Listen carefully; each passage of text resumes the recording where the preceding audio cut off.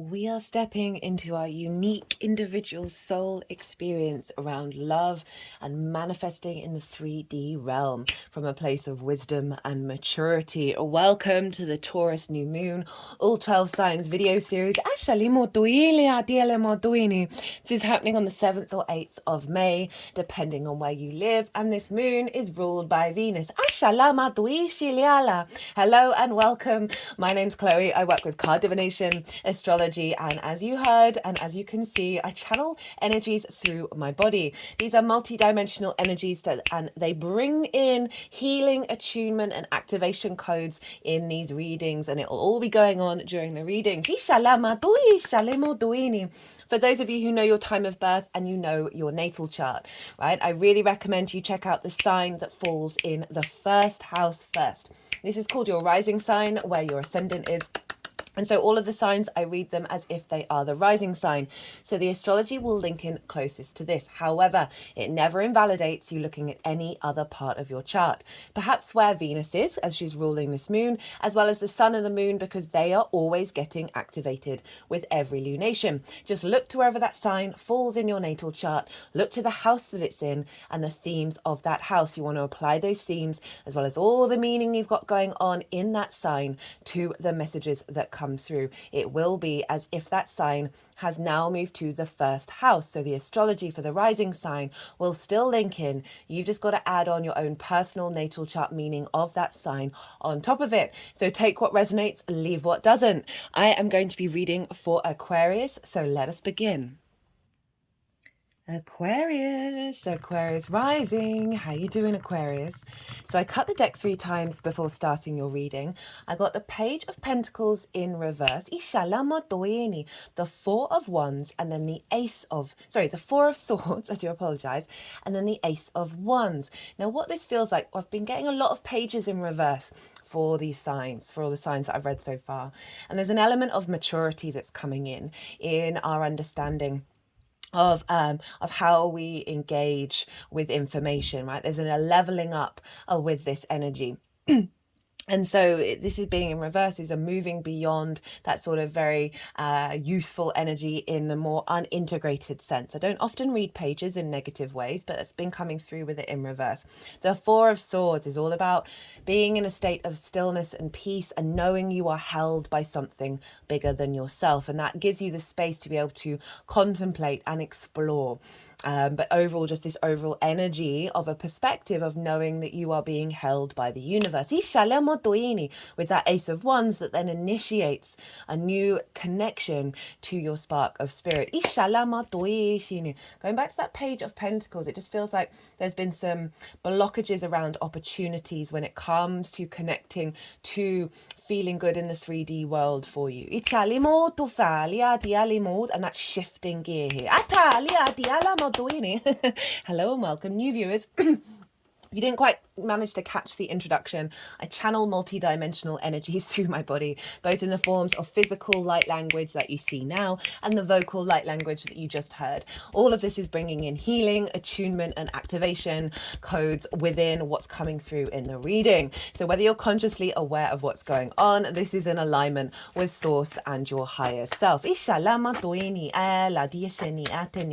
to be breaking down the astrology in regards to the Aquarius area of your chart. While I'm doing so, I'm going to be shuffling cards. They're going to all go all over the place. And then when I've finished bringing in the astrology and the deck has been put down, that's when I'm going to do some channeling. The energies that I work with, they're going to move the cards into the 3 piles. And that's when I'll bring the tarot into the astrology. So that's the framework of these readings. Now, Aquarius, those of you who don't have Aquarius rising, look to where Aquarius does fall in your natal chart. Look to the house that it's in, the themes of that house, and you want to apply those themes as well as all the meaning you've got going on in the sign of Aquarius. The moon happens to be in Aquarius right now. Let me just check. It might have moved. It might have gone straight into Pisces. I think we're definitely still in Aquarius. So very appropriate for you. And apply all the meaning you've got going on in Aquarius to the messages that come through. It will be as if that Aquarius energy of your natal chart has now moved to the first house. So the themes and the astrology for the rising sign will still link in. You just have to add on your own natal chart meaning on top of it. So take what resonates, leave what doesn't. Not all messages are going to be for you, and that's okay. You'll know what's right, or you know what's wrong. And so that's so words. Now, Aquarius, wherever it falls in your chart, Taurus is a fellow fixed sign, and so this is squaring your Aquarius energy. Squares are an aspect of Mars. They are a hard aspect. They often involve slight more hurdles, more challenges. Sometimes they can be difficult. Sometimes they are, in fact, creating and building, right? So the aspect of Mars can bring about conflict, drama, frustration, winning at all costs, because you've got two fixed energies thinking that they know how to do fixed best, but they're coming at it from different elements, and that one, you're yang and Taurus is yin. So this is where there can be conflict showing up here. The flip side of this is building, right? This is Mars creates friction. It's linked into our motivation, our drives, and our actions, and this is about manifesting. It's a big manifestation energy in the 3D realm, because I see Mars not only as those that go into battle, but also those that build and farm. So wherever Aquarius is, you have this square energy. Now, for fixed rising signs, this is going to be a little louder because this is happening on angular houses, particularly for the Aquarius rising. Or if you've got Aquarius in other angular houses, they're 1st, 4th, 7th and 10th. So wherever this is, there's an element of activating a new cycle and building and kicking off with your Aquarius energy. So that's for all of the Aquariuses out there, wherever it falls in your chart. I am pulling cards for 3 different piles. The first pile is the lead up to this new moon. I work with 6-month cycles, so this is from the Taurus full moon that we had in Scorpio season last year, and pile 1 represents everything that you've been working through. What have you been integrating, and how is your energy showing up that's then going to work with this new moon? That's pile 2, is the energy download that is going to be downloaded into your vessel at the time of the new moon, that will then unfold over the next 6 months. So we have quite a powerful moon here. This is an incredibly positive moon. The Sagittarius full moon is the next one as well. That's really great as well. So we've got some really harmonious energy showing up for us. So pile 2, the tarot for pile 2 is the energy frequency that's coming in with this new moon. Now, the baseline for pile 2 is always the collective reading. That's the first video I put out with every transit series. I love the collective readings. I really, really do enjoy them. I get to I talk about the astrology in way more detail of how all the celestial bodies are talking to each other at the exact moment of the transit. And this forms a harmonic blueprint, right? An energy, a tapestry, a narrative that's then imprinted into us collectively. And I expand on that energy. What does it feel like? What does it mean? What kind of practices can we use to bring that into being? What difficulties we may have gone through in order to lead up to bringing this energy into being. Did a collective tarot reading as well as that's when channeled messages come out, and I get to be a bit more esoteric and talk about the soul's journey. So if you want a deeper understanding of pile 2, go check out the collective reading. And so the tarot is how it relates to the Aquarius area of your chart. Pile 3 is how all this energy is going to manifest moving forwards. And I break down all of this to give you an idea of what you're working with, so you can make autonomous decisions. Oh, Jupiter wanted to fly out. Autonomous decisions about how you personally want to work with this energy. Now, we've got a new moon, and this is when the moon is at her darkest, her most receptive. Our unconscious spaces, our emotional body, our intuition, whether our needs are being met met or not, how we give nourishment and receive nourishment. And so she's receiving the full vision and divine inspiration and will and animation from the sun, right? So that's imprinting in the unconscious spaces, and this is why it's a great time to plant seeds, set intentions around a new moon that will then unfold over the next cycle. Now, Aquarius rising, where is this happening for you? It's in your roots and your foundations. This is the darkest part of the chart. It is your fourth house, and this is linked into ancestors, both blood and soul lineage, as well as your parental figures, the roof over your head, and the things you do in private. So this really ties into those three cards that came out of any blockages around one, a sort of the sense of opportunities of feeling good at home. I'm also getting another message come through of like this is activating an inner clarity of what you're trying to understand and communicate within the roots and foundations of yourself. But with that Four of Swords, of bringing in an energy of just feeling held, like your roots and your foundations being strengthened by spirit, by source, your ancestors just allowing that sense of you are supported, you are loved, you are protected. That's then leading to an elevation of inspiration, of self, right? Of that very vital, vigorous energy of the Ace of Wands.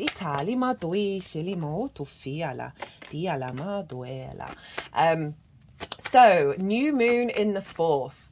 This can be setting intentions around your connection to your home life, elevating relationship dynamics with parental figures, healing old wounds around that, and reconnecting to your ancestors, both blood and soul lineage, activating a higher level of love and wisdom around your roots and your foundations, allowing from these roots, see it as the roots of a tree, the fourth house. The stability of self comes from the fourth, are really instigating a level of deep connection to your current incarnation on this planet. You know, Taurus is the fixed earth sign. It is our personal connection to earth. I link it into the physical senses, right? And this is very much an upgrade in our understanding of what our body is trying to tell us. And this is activating a new cycle of you really elevating a deeper understanding of self and a strengthening of self in your private life that's then going to ripple out in the rest of your chart. And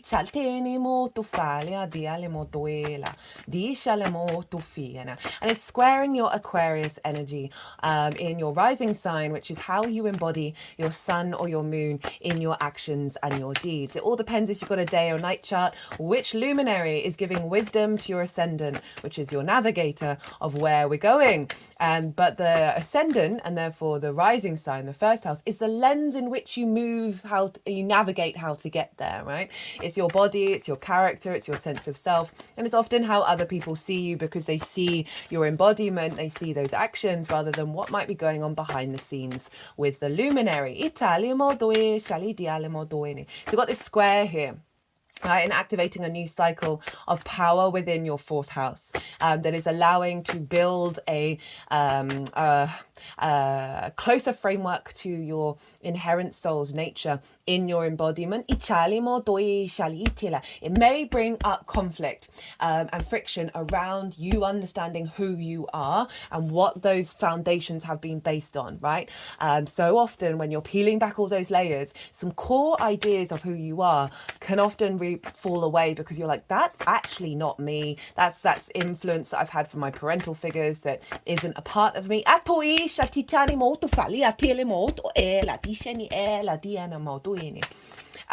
so it can really then liberate. We've got a lot of strong liberation energy because of what's going on in Taurus. So you're building a new, stronger connection to your inherent energy that may see you recombobulate who you are and how you embody yourself and also how you see yourself. And have a knock-on effect of how others see you. Right, what's going on in Taurus? Well, we've got the sun and the moon. we have Jupiter and Uranus and Venus. So we've got a stellium over in the sign of Taurus, big Taurus activation, and this moon is following a chain of events that was strongly instigated by the massive portal we had in Aries for the total solar eclipse, which was the last new moon. And then we had the Jupiter-Uranus conjunction in the sign of Taurus. So these are all linked in, not only just generally by succession, right, one after the other, but also the astrology as well. As there's lots of interlinking energy fields that are building and building and building on this. And then we had the Scorpio full moon. So that Aries solar eclipse was activating in your house of communication a real truth of self, right, an honoring of the I am, and getting to the true essence of your embodiment of that. And how you communicate that. And we're having some more connection to our instinctive responses that are in alignment with our soul's energy, which is us. That Jupiter-Uranus conjunction is activating a 13-14-year-old year long cycle, which was another massive portal, probably two of the biggest portals of the year. And that Jupiter-Uranus conjunction is probably one of the biggest portals of the decade, because that's a longer term, near 15-year cycle that it's activating. And a lot of stuff that's going on in Taurus over the next month is activating that and building on that and building that and building on that. And they're very much involved with this new moon. So if you didn't catch either of those transits, I do recommend going back in time and checking them out. They're all in their own playlist. They're easy to find if you don't have time, but I would recommend, because they're two of the biggest portals of the year, go check out either my Instagram or the community page, where I kind of break down in with words a small amount of detail about what those transits represent. Uranus is a liberator, right? Of wants you to walk your soul path and be confident in your own individual experience. Jupiter is providing wisdom and expansion and opportunities around this elevation of our soul path. So that was the conjunction, and that's still going on in the sign of Taurus. Then we had the Scorpio full moon, which is also ruled by Mars, as is that Aries solar eclipse. And that helped clear out some stagnant, stuck energy. And that was around your career and your life purpose. That is then feeding that energy back into our creation power, and strengthening our fixed intuitive nature. And now you've got a moon opposite that energy in your home life. So we're rebalancing the cycle of your foundations in order to help support where you're headed in terms of your career. And so that's the chain of events. And now this new moon is instigating a cycle of liberation around you being able to connect to the 3D realm and really savor and enjoy it, that Taurian energy, right? And then feel connected in your roots and your foundations. Uranus is liberating that and bringing in it's very unique individual experience of that. Jupiter is providing wisdom and expansion and helping you feel good in your 3D world, in your roots and your foundations at home. But with Jupiter, I often find it can exaggerate the flip side of that. In order to reorientate you back into a deeper sense of knowing. But Jupiter is a yes planet. It's one of the benefics. And not only do we have Jupiter here, but we've got Venus, who's the other benefic. This isn't going to happen in the sign of Taurus for another 12 years. And so, again, another massive energy showing up here. And Venus obviously rules Taurus, but she's firstly influencing this moon by conjunction. Now, Venus represents this sense of connection, appreciation, value, love, harmony, grace, diplomacy, and creativity, right? And she's infusing this in your foundational space. She's helping you feel a bit better being in your home life, a reorientation and connection to your ancestors. And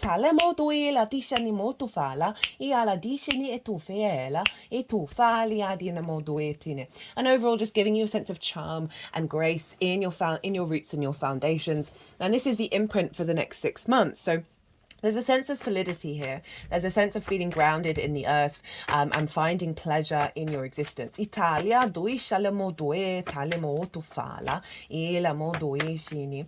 Of your capacity of showing more love and finding more wisdom in your home life. Italia mo shetina moetela, diala, diala, diala. And this is all feeding into this new moon. So we've got the two benefics and Uranus allowing us to be free and confident, accessing this information from our own original soul frequency. You may find in the lead up in the balsamic phase of old traumas that are stuck in your body, right? We store trauma in our body, our physical senses. It's not our emotional body. It's not our intellect. It's not our instinct. It's the physical body. And so often we neglect that. A lot of things are going to be bubbling to the surface in your physical body that are being released in the lead up to this new moon. Any blockages around really being able to connect to love and the true source of yourself. Taurus rules the throat, which is why I think we've been getting a lot of pages in reverse because it's this element of communication from the heart with the Venus energy and really finding the truth of the way that you express yourself, being liberated and bringing in a higher frequency around that. They just put the whole deck up at the throat chakra. Cut the deck and get that Four of Swords. Jokes.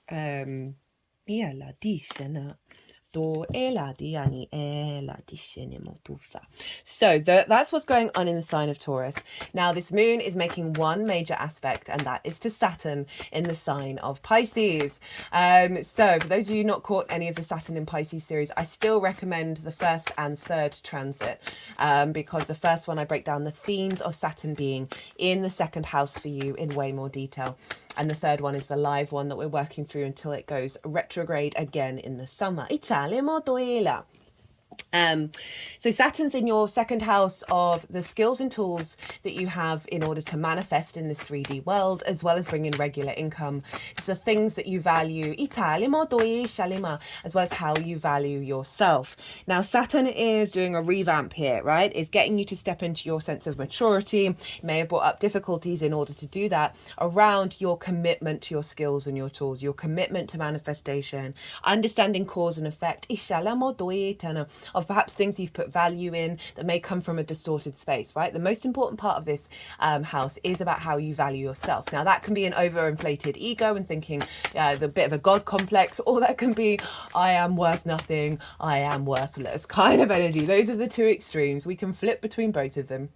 Saturn's basically going, hey, walk your talk. Commit to your legacy. Commit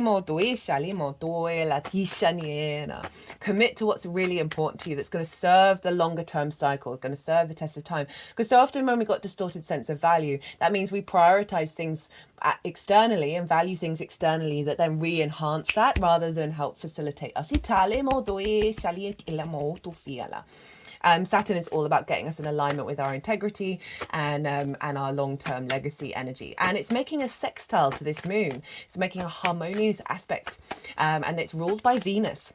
So all of those themes of Venus are applied to the sextile. They are both yin energy, Pisces and Taurus, but they are different elements and they are different modalities. So this is the root energy in common, but where you can play with these different energies, but you still have an appreciation and a value and a connection because of the yin energy.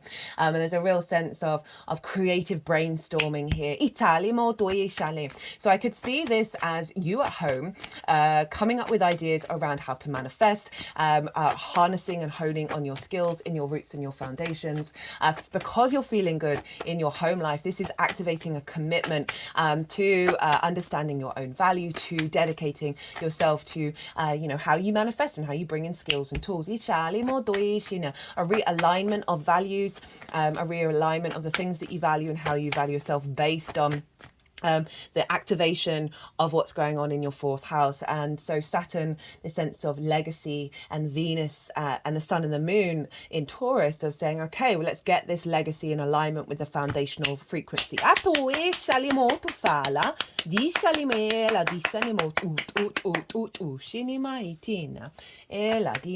So very, very powerful energy. As I said, it's harmonious, a sense of connection, of harmony between these two signs.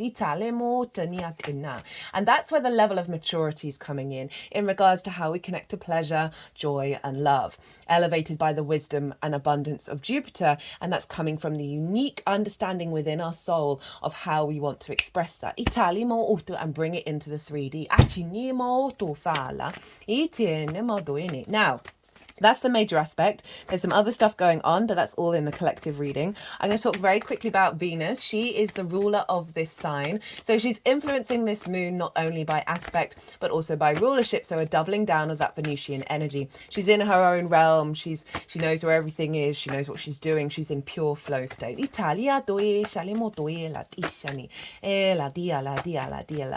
And she's making a square to Pluto, who is retrograde later on today. I'm recording this on Thursday, the 2nd of May, Jupiter's day.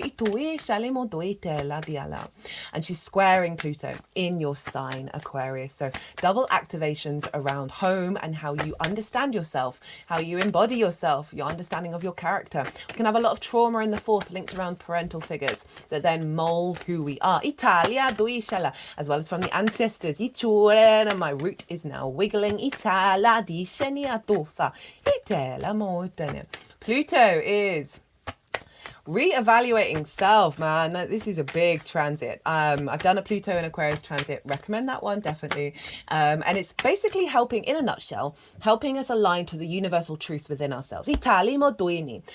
Cultivating a sense of id power, root id power, that is in alignment with this frequency, and magnifying and magnetizing things to your understanding of self, and then therefore things towards you that's in alignment with that frequency. I would recommend diving deep into self with this Pluto transit, so Pluto doesn't have to uncover all those things that you may be a bit too scared to look at that may blow up in your face. That's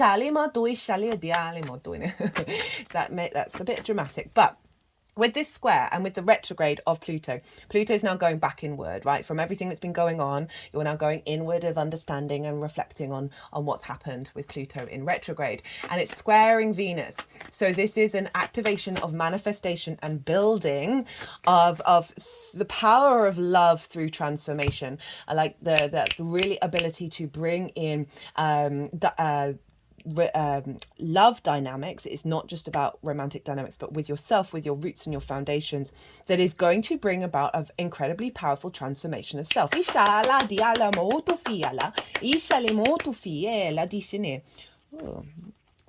we had a flipper. There's that Ace of Wands. So that's a really incredibly powerful transit for you, Aquarius, that is all that energy of Taurus is pouring into Pluto and saying, okay, well, we want to bring this universal frequency into our 3D realm. We want to reevaluate what power dynamics mean to you, right? And how they may have impacted both positively and negatively in your life. That's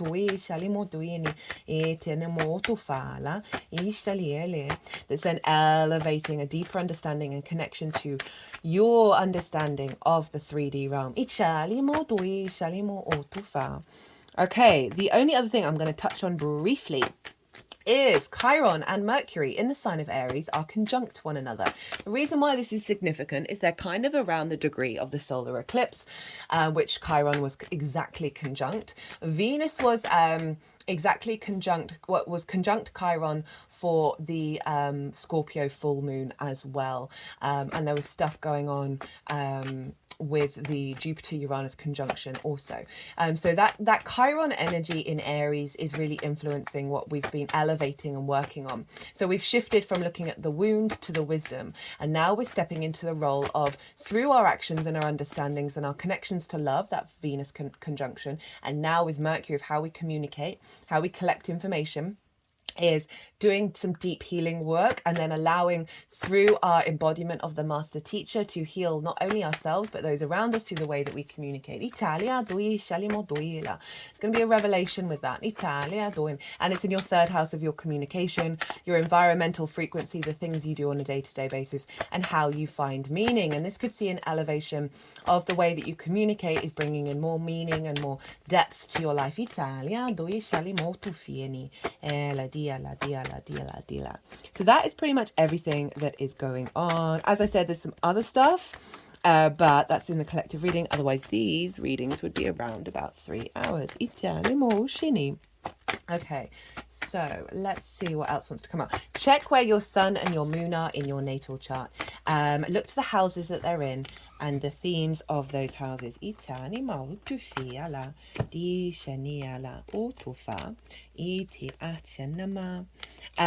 check to the themes of those houses. That wanted to come out. And apply those themes to any of they're wanting quite a lot of cards for you, Aquarius. Apply those themes are likely to show up over the next 6 months in relationship to this area of your life and what's unfolding. If you want to do manifestation work, intention setting, you can bring in the themes of wherever your sun and your moon are as well, and yeah, get into alignment. Right, that's everything that I was going to say. I'm going to shut off my conscious mind and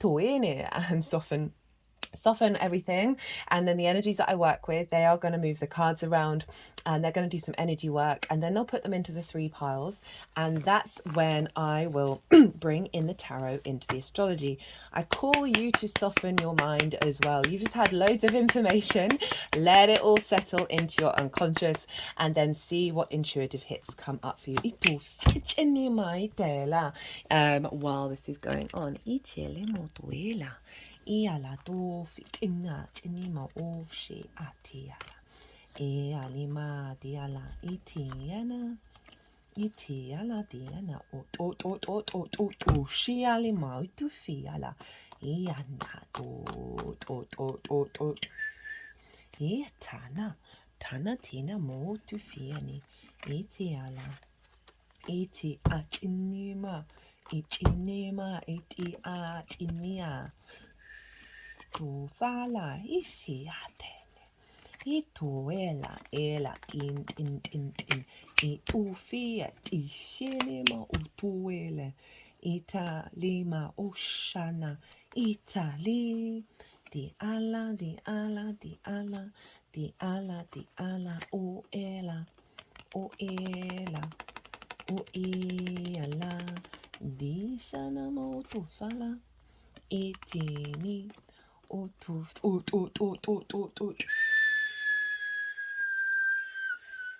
just putting the Justice card at the third eye. Ishalia. Nina dinamo tuela. Diala. Tishinima. Iti ala. Atufana ila. O tu.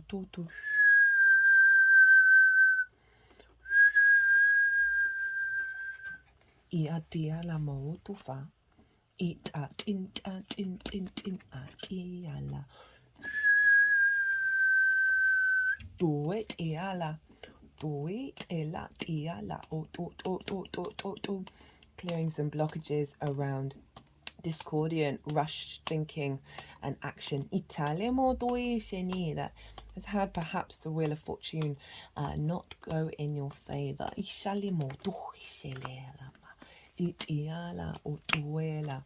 O.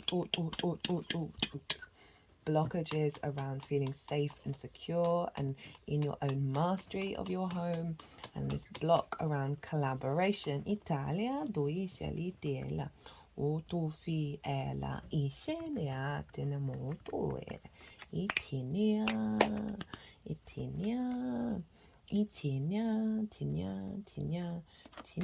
tu fala itali di shini etuela Ituela, itialiela. Itinia tufa. Duele, duele ela. Itiania.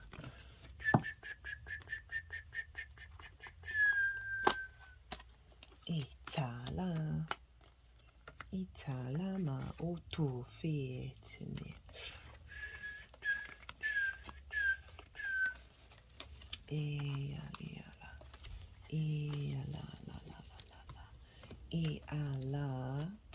Itiani utufan. Itia. Ealama utufiana. Itiali matu itishene. Itala. Right, Aquarius, let's see what's going on. So the lead up to this moon, what you've been working on, what you've been integrating, and then what is your energy showing up as that's working with pile 2. Well, the Knight of Swords, the 9 of Wands, the 10 of Wands, the 5 of Wands, the 5 of Swords, whoa, the Death card, the 2 of Swords, the 2 of Wands in reverse with the Queen of Cups. Okay, the Queen of Cups is wanting to be both with what you've been working through as well as the energy that you're working with this new moon as well. So got the Knight of Swords. Now, I don't often read the Knight of Swords as negative, but given all of this, there's this, it's the fastest horse, right? There's lots of jagged clouds, which often don't stand out to me when I'm doing readings, but it is kind of represents a sort of a harsh energy, right? The only other card that has jagged clouds is the 5 of Swords, and it's sort of that discordant frequency. And so there's an element of fools rush in, of like being very quick to take action. There's like no impulse control here.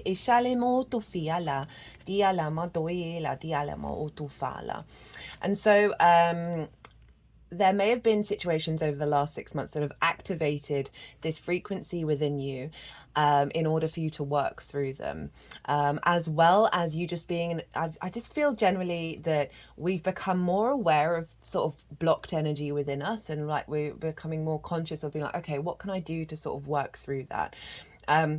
Because it can be events that have happened that through sudden actions, it's kind of led to all of this heavy energy that's sort of shaken your foundations, shaken your roots, and who you think you are. Or you've just had more time and more space because Jupiter provides that space to tap into the wisdom of self, right? That sort of knowing, and it often brings up some difficult things in order to get to that energy. But you may have just had some more space to go, okay, well, I understand that that's within me, right? We all are kind of the Knight of Swords at the moment because we've all got phones, and there's this dopamine addiction that's out and about in the world where our attention spans aren't very strong, and that we're flitting all over the place, and we're sort of not allowing ourselves that moment to pause before we take action. We got it with the 9 of Wands, 10 of Wands, 5 of Wands. Whoa, like whoa, Aquarius. I mean, it's squaring your energy. You got Pluto in your first house. What is Pluto has the capacity of doing is bringing this all to the surface, that which is underground, and revealing secrets. So it feels like there might be a chain of events around impulsive actions that come from the roots, right? This can be very much linked into ancestors and soul energy that isn't really a part of you in this incarnation, but you've taken on the role. It's a soul contract to work through this. As well as parental figures and what we learn from them and the trauma that we get from that then causes this sort of energy. Because we've got the 9 of Wands following the Knight of Swords, of saying that there's an element of feeling on the defensive, of feeling quite alone, of feeling like there's always conflict coming towards you, and there's a drain here, and there's this sort of exhaustion. And it feels like a reevaluation of like, well, what is my agency within this?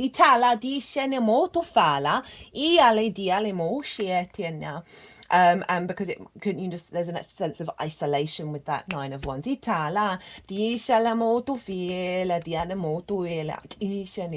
it may be that growing up there was this element of you've got to be on your guard, right? You've got to be in that defense mode because you expressing yourself has brought about conflict. We've got the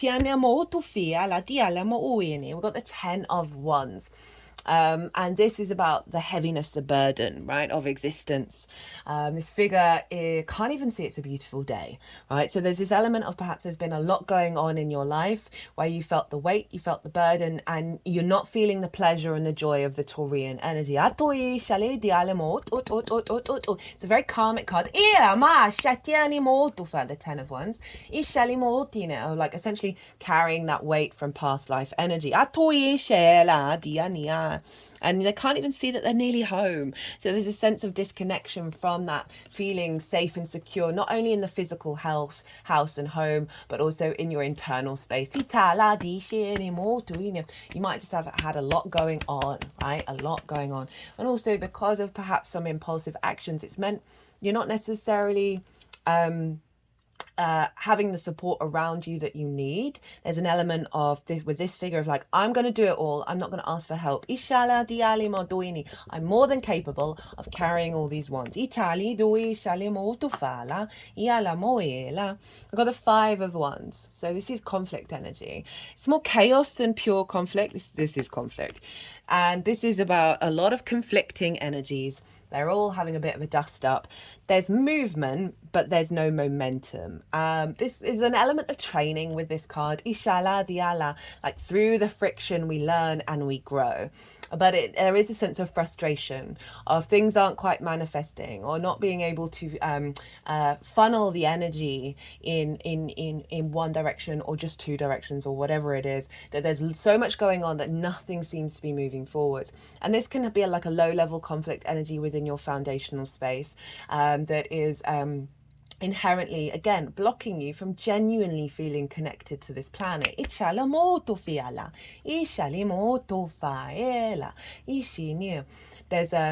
all of this can be very much linked into, as I said, the ancestral stuff and stuff we learn from our parental figures, of just feeling a little bit restless at home as well, and a little bit say you've been doing some creative things at home but you never quite finish them. And also this sort of feeling on the defensive, right? And then the weight then leads to then repeating that, and they're constantly being sort of this low level discord because there's an element of repeating cycles because there's an energy within you. There's just seeking that out again and again and again. We've got the 5 of Swords, right? For me, this is the most difficult card in the tarot. It's one of the core archetypal energies that I feel as a collective we are working through. This is about winning, but at what cost? This figure has won the 3 of Swords, right? We know that 3 of Swords energy, it's blockages in the heart space. Italia, Diana, Ishana, Moltufiana. And they're kind of happy that other people have lost. Right, they're very solo, very independent energy. It's the bully and the victim mentality, and so often the bully was the victim, and we have a loop. Also, we can get stuck in a kind of victim space. But overall, there's a level of conflict. This can be sparring words, fights. It can be both external and internal, of like doing battle with yourself. So that's some big energy, Aquarius, that's showing up here. It's come with the Death card. This is Scorpio. So there's an element of what I was saying about that Scorpio full moon of something's been released and you've been working through an acknowledgement of, okay, even if this is external, right, that's happening to you, there's something you've decided, okay, I need to figure out what I need to let go of internally, because most of the time the work that we do on ourselves then impacts the outside world, and that's the only thing we have control over. The Death card's super powerful, this ability to transform and acknowledge that which has had an authority over us, we are walking away from, and we're protected in our journey doing so. See, the king is no more. This does represent a release of something that's had an authority over you. They're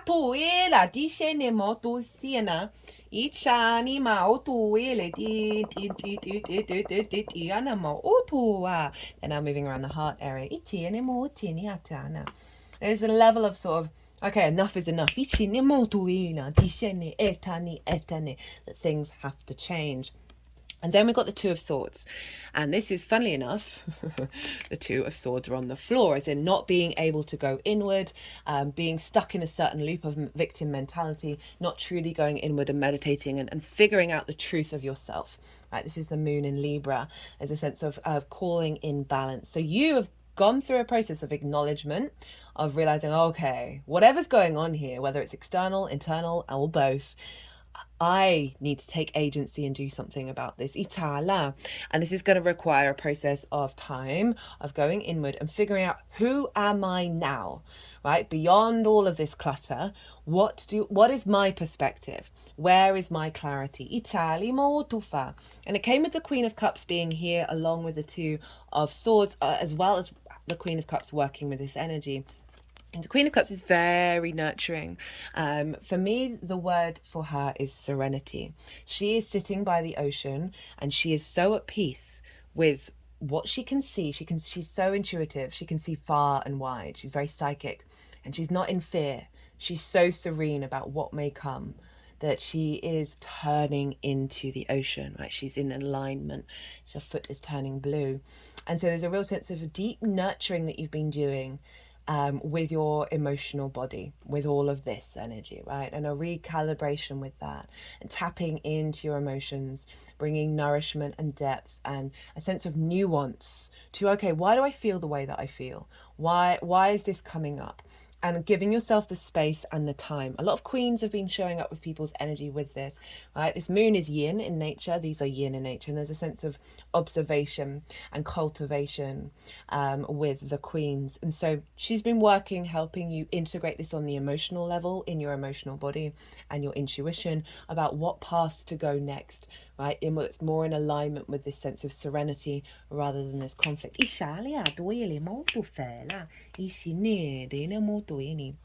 So we've got the Two of Wands in reverse with the Queen of Cups as your energy showing up for this new frequency. The Two of Wands is about getting the lay of the land, right? Of observing and recalibrating when shifts are happening. It's about long-term manifestation. There's an element of restlessness when it's upright because you're itching for that new journey. In the reverse, this feels like there's two things coming through. There's a sense of your confidence to embark on this new journey with the work of the Queen of Cups, but also at the same time, knowing that you're going to have to go inward. I often read reversals as an inner journey. You're going to have to go inward to, with this new energy come in, you're starting a new journey, but with that new journey, you're constantly going to be in a state of recalibrating back to the truth of yourself. That's going to serve your long-term manifestation. Right, how this energy is manifesting moving forwards. Well, we've got half the deck here. So it's not manifesting moving forwards. I do apologize. This is the energy download of the new moon that will then unfold, that you're going to be working with. 10 of Swords in reverse. You've got two of those 10s, and I'm pretty sure you got the 10 of Cups as well. 2 of Pentacles in reverse. Lady Justice. The 7 of Pentacles in reverse. The 6 of Cups. The Hierophant. The High Priestess. The 4 of Wands, 4 of Swords even, keep calling that Wands. The 4 of Pentacles, you've got lots of duplicates here, lots of, which is showing things coming into balance. That Ace of Wands, we've got 2 out of the 3 cards that I cut the deck with, and then the Wheel of Fortune. So, big release happening here. So the 10 of Swords, again, incredibly karmic. All those swords are along the spine. The energies that I channel, they would love it if I did spine unraveling work every day. Because we have a lot of karma in our spine, a lot of trauma in our spine. It's where our kundalini energy rises from. So it's often why a lot of people have back problems, because there's some stuck energy there. Now, these are all along the spine. This represents a sense of immobilization, right? Of restriction. There's also an element of betrayal, and because there is essentially being stabbed in the back, and this is the sword element, so it's perceptions, ideas, thoughts, words, spells. Now, because it's the fourth house, this can be things your parents have said or done. This can be situations in your private life that have come about, that have just stuck in your spine, that you haven't, that then limited your full expansion of self in your private life. As well as things that have happened in past life energy that your soul signed up for, in order to go through the difficult process of figuring out, how do I find movement in my world. Now, I'm going to point this out later, but clock the hand gesture is the same as the Hierophant, and the sun is rising with this. So there's an element of acknowledging sometimes we've got to go through this in order to truly get to the universal truth of self, that Pluto energy. Italia. But this is in reverse. These swords are falling out. You're going to be able to get up and go and move that's more in alignment with your soul's frequency. Two of Pentacles in reverse. Two of Pentacles, for me, the majority of the times, for me, this is the fear mindset, the survival mode, right? Rather than thriving. This figure is like, oh shit, I've got to keep these balls up, otherwise the king's going to kick me out of the court, and I'm going to lose my job, and I'm not going to have any resources, and I'm going to die penniless alone on the streets, right? Never ever vocalized that outside, but out loud on this channel before. But that's the narrative I have in my head with this figure. Right. There's also a really positive side to it, but I mostly get that one. And it's this balancing act of like, shit, I can't focus, I can't be in thriving mode, I'm in survival mode. And this is in your foundational space of this sense of, I'm the juggler, I'm the performer, I'm having to constantly do these things, and I can never just breathe and feel safe. It's in reverse. Right, so there's this element of a release of that. We also want to link it back into the fact that Saturn is in the Pisces sign of your skills and your tools in order to manifest and bring in regular income. We have the Pisces card over here with the moon, which is highlighting that connection of any blockages in the root that stopped you from truly being able to connect beyond a survival state to your skills, your tools, your manifestation energy. That what's coming through is a release of that, because this is in reverse, and it's come with justice, right? Clearing that karmic blockage. This is over in your 9th house of perspectives. So there's a balance coming in, a refinement with that south node that is reorientating yourself. So she's coming in, and she's bringing in a new soul contract that allows you to embody in your roots and your foundations a higher frequency of understanding of where you are at on this planet in this incarnation, beyond that stuck energy, beyond the sense of betrayal, beyond the restriction and the fear. There's a real opening up here.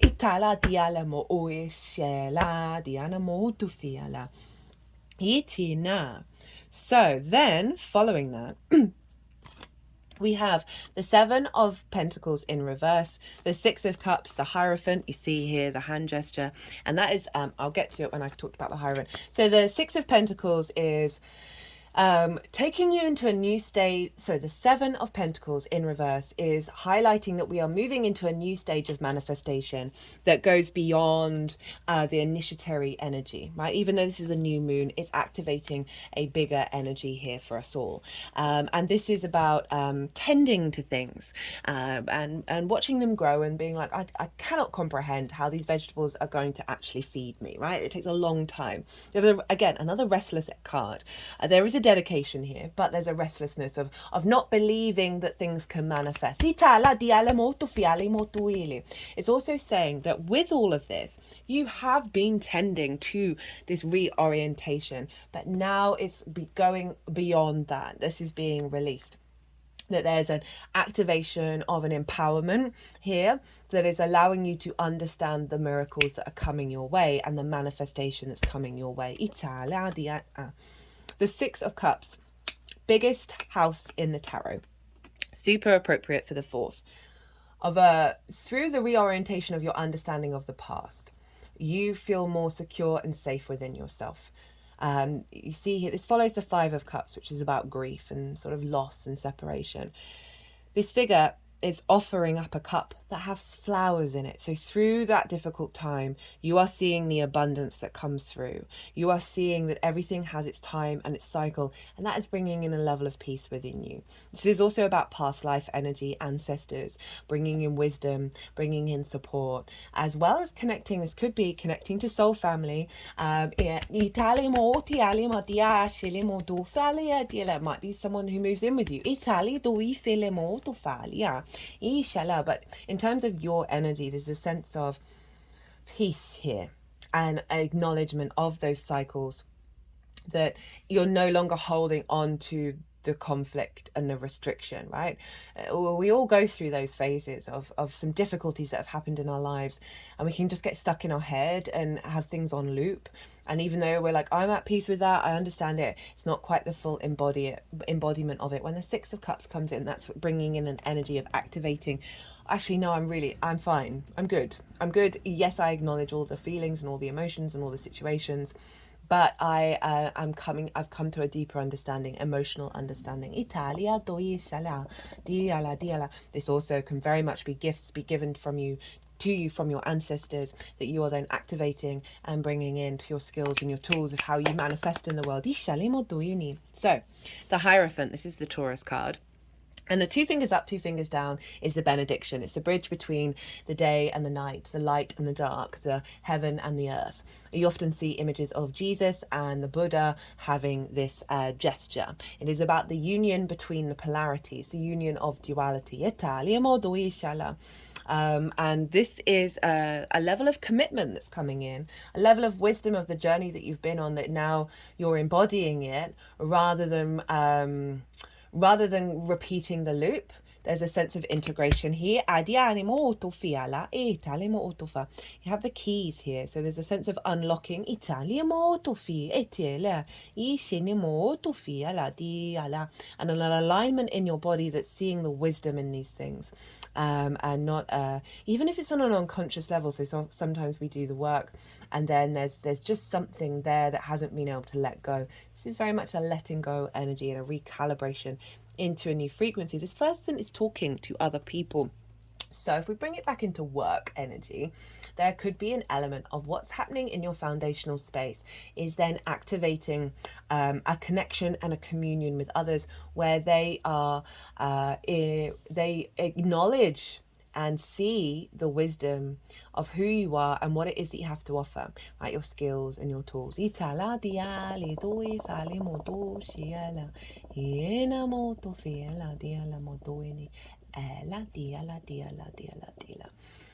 the moon is always elevating your sixth house, which is how you work.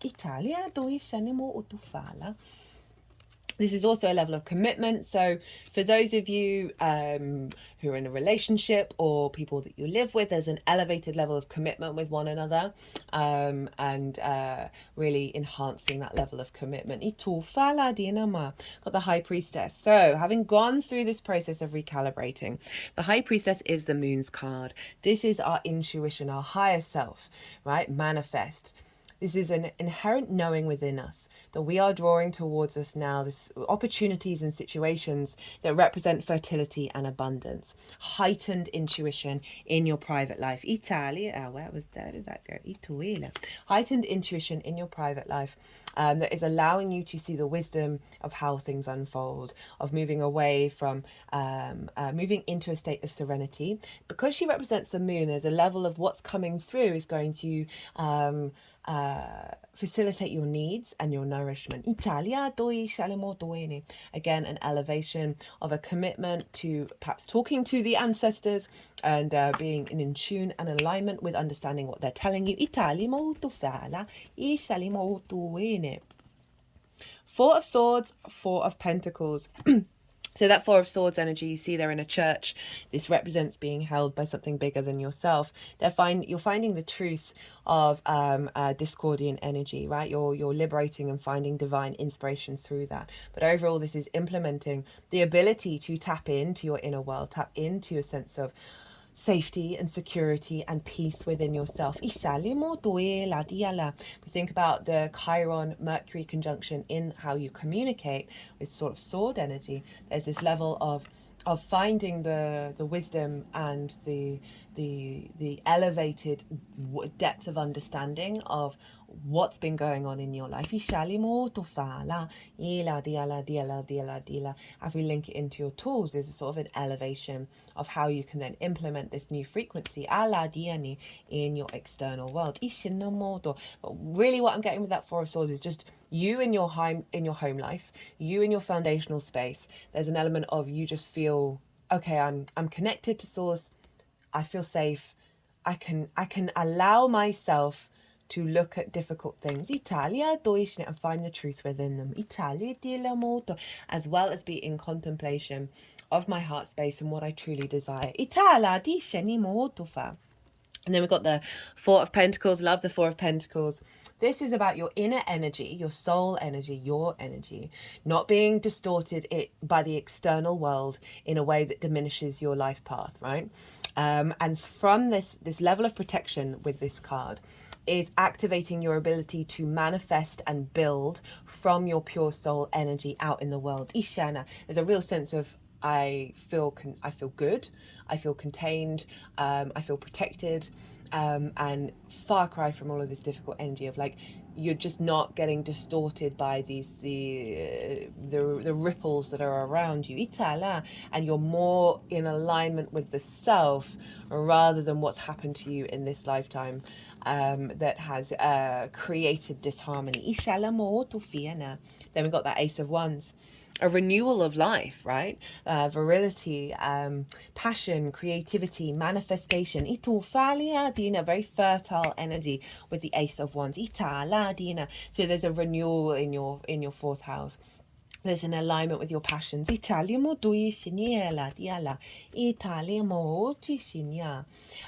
your ability to instigate and act on things in a way, it's a very different wand to all those other wands, right? There's a sense of the confidence of the I am, right? That doesn't need to get into conflict, doesn't need to repeat those old cycles, can unfold from its own instinctive true nature. With the Wheel of Fortune, this is Jupiter. So a sense of wisdom, a sense of ease, a sense of generosity and abundance, and the ability to understand that what's coming through with this moon is activating a new cycle of fate in your favor.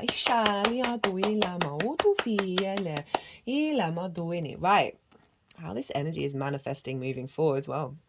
I got the Two of Cups, the Ten of Cups, and the Three of Pentacles. So remember that Three of Pentacles was in the reverse. So there's this sense of not being able to connect into your true mastery, not being able to collaborate in a way that is creating something beautiful and long lasting. And now we've got the Two of Cups. So for some of you, this is very much about a romantic relationship that now the two parties can engage in a way where you're treating each other with respect, honor, and dignity, right? There's a level of equality here that's showing up here in your private life. For those of you that is resonating with this is how it's unfolding. On a personal level, this is the integration of the masculine, feminine, and spirit that is bringing a real sense of unity within self in your emotional body, and a real sense of love in your foundational energy. Now, this also can be about you interacting with the ancestors in it from a place of respect. But there's a real commitment to bringing love into your life. And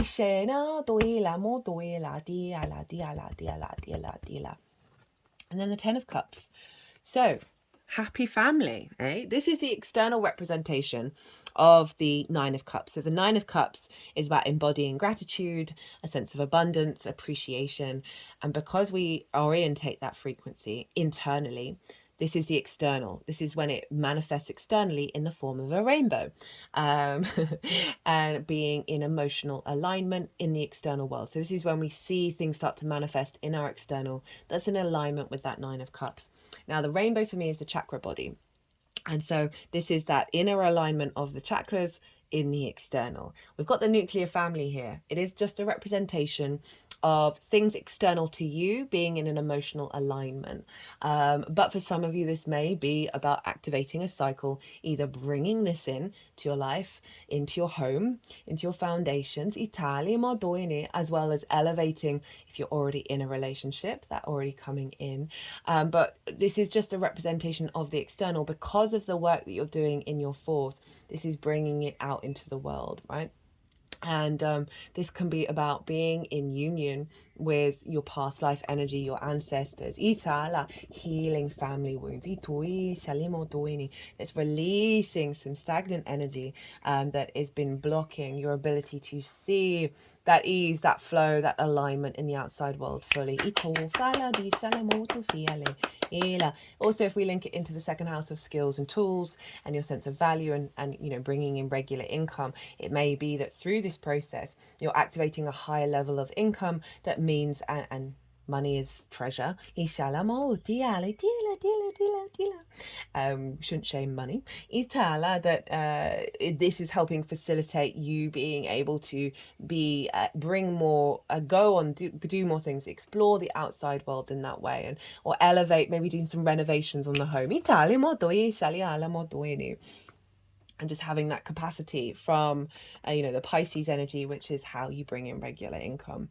The Three of Pentacles, so this is an inherent mastery of self, right? And I talked about this earlier, like this figure has figured out what they enjoy to do. They've stuck at it. They've not been distracted by other people's opinions, and they've come into a state of mastery. And because they are embodying that, they are drawing to this sense of I am complete within myself and I enjoy what I do. They are drawing towards them other energies or people that have different skills in order to create something beautiful and long lasting. So there's this element perhaps of, again, doing renovations in the home,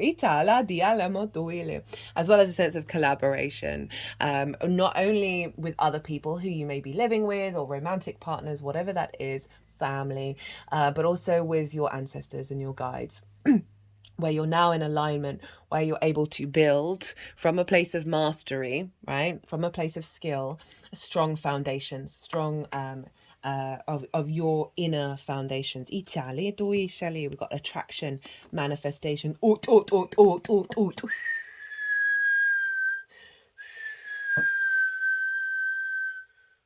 Oh, feeling some tension in the body here. Clearing out some blockages. It's around the sacral chakra, around our creation energy. It's like a tensing there. That there have been obviously some blockages going on. And I say this having gone through this own journey by myself, right? I know I've attracted if not all of the crap situations in my life, right? I take agency of that. And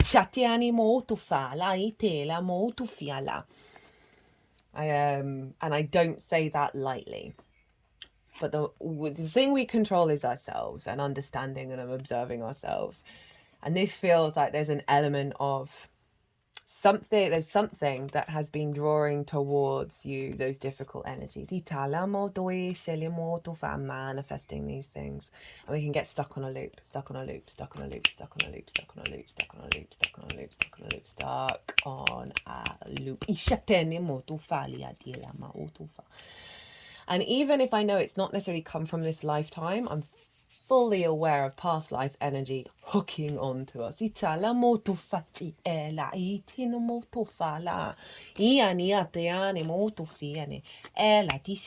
is shifting. And as I say, shifting, got the Fool, voyage, journey, progress, pathways. and death again. A real release of something around your life purpose, right? The 10th house. It can be career. Career can facilitate life purpose around your visibility, your understanding of where you're headed and what you really want. The foundations are shifting that. So a new journey that's leading to that we're activating a new life and being reborn.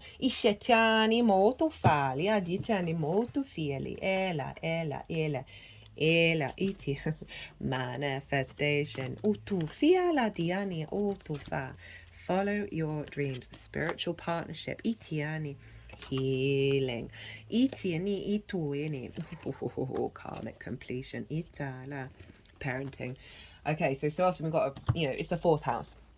Right, it doesn't matter what our parents do. In one way or another, they mess us up, right? And so there's an element of what we have to do as we get grown is that we have to reparent ourselves. We have to be the adult in the room for ourselves, and usually it's for a good reason. Why all these chain of events happening, and so there's an element. You have been going through a level of healing where you've had to parent yourself around these impulses.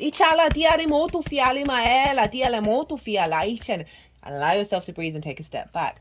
Karmic completion. I am glad that this is showing up here. Spiritual partnership. This is a realignment with your roots and your foundations. You're in partnership with it, as well as the dynamics with relationship to your ancestors and with other people.